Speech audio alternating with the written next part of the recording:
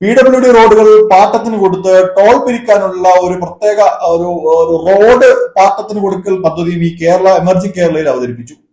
വികസന പ്രവർത്തനങ്ങൾ കിഫ്ബിക്ക് കീഴിൽ നടപ്പിലാക്കുന്നതിനെ എതിർക്കുകയും കിഫ്ബി റോഡിൽ യൂസർ ഫീ പിരിക്കാൻ ഒരുങ്ങിയാൽ അതൊക്കെ തല്ലി തകർക്കും എന്നൊക്കെ പറയുകയും ചെയ്യുന്ന ഇപ്പോഴത്തെ കോൺഗ്രസ് അതുപോലെ യൂത്ത് കോൺഗ്രസ് പ്രവർത്തകർക്കൊക്കെ അഭിമാനിക്കാവുന്ന പദ്ധതികളാണ് ചാണ്ടി സാർ കൊണ്ടുവരാൻ ഒരുങ്ങിയത്.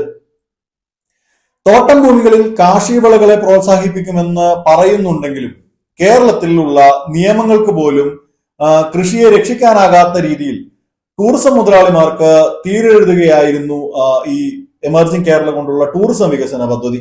വ്യവസായ വകുപ്പ് പദ്ധതികൾ ഒക്കെ ഇങ്ങനെ വെബ്സൈറ്റിലിട്ട് പദ്ധതികളൊക്കെ കൊണ്ടാടാൻ വേണ്ടി ഇരിക്കുമ്പോഴാണ് വിവാദങ്ങളൊക്കെ ഉരുണ്ടുകൂടി വന്നത്.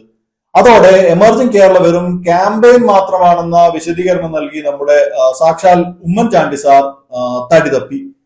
വ്യവസായ മന്ത്രി കുഞ്ഞാലിക്കുട്ടി സാഹിബും പിന്നാലെ തടിതപ്പി. എമർജിംഗ് കേരള പോലെ വലിയൊരു പരിപാടി നടക്കുമ്പോൾ സ്വന്തം മന്ത്രിസഭയിൽ അതൊക്കെ ചർച്ച ചെയ്ത് പദ്ധതികൾക്ക് അന്തിമ രൂപം കൊടുക്കാനും വിവാദ പ്രശ്നങ്ങളിൽ സമവായത്തിലെത്താനും എന്തുകൊണ്ടാണ് ഉമ്മൻചാണ്ടിയും കുഞ്ഞാലിക്കുട്ടിയും തയ്യാറാകാതിരുന്നത്?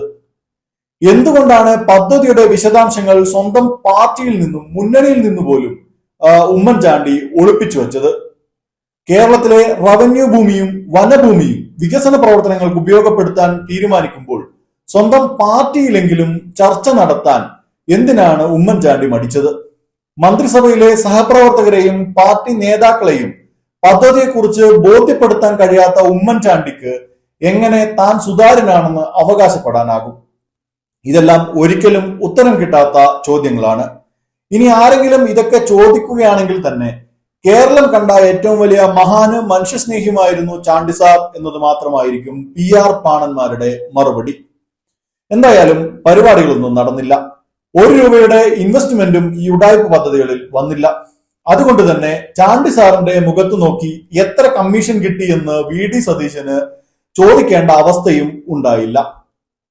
ഈ കാലത്ത് നിന്നും ഈ ചാണ്ടി സാർ കാലത്ത് നിന്നും കേരളം ഏറെ പുരോഗമിച്ചിരിക്കുന്നു. സുതാര്യതയെക്കുറിച്ച് ആരും നെടുനീളൻ ലേഖനങ്ങൾ എഴുതുന്നില്ലെങ്കിലും വ്യവസായം തുടങ്ങുന്നതുൾപ്പെടെയുള്ള കാര്യങ്ങൾ പൂർണ്ണമായും ഡിജിറ്റലായി എന്ന് പറയാം. സുതാര്യമായി ഏത് പദ്ധതികളെ കുറിച്ചുമുള്ള വിവരങ്ങളും വളരെ സുതാര്യമാണ്. വലിയ ബിസിനസ്സുകാർ തന്നെ, അല്ലെങ്കിൽ കേരളത്തിൽ ഇൻവെസ്റ്റ് ചെയ്തിട്ടുള്ള വലിയ ബിസിനസ്സുകാർ തന്നെ അക്കാര്യം തുറന്നു പറയുന്നു. കേന്ദ്ര സർക്കാർ ഏജൻസികളുടെ കണക്കുകളിൽ കേരളം ഏറെ മുന്നേറി. ഉമ്മൻചാണ്ടിയുടെ പദ്ധതികളെ എതിർത്തതുപോലെ വാലിഡായ ഒരു പോയിന്റ് പോലും മുന്നോട്ട് വെച്ചുകൊണ്ട് നിലവിലെ പദ്ധതികളെ എതിർക്കാൻ സാക്ഷാൽ VD സതീശന് പോലും സാധിക്കുന്നില്ല എന്നതാണ് വസ്തുത.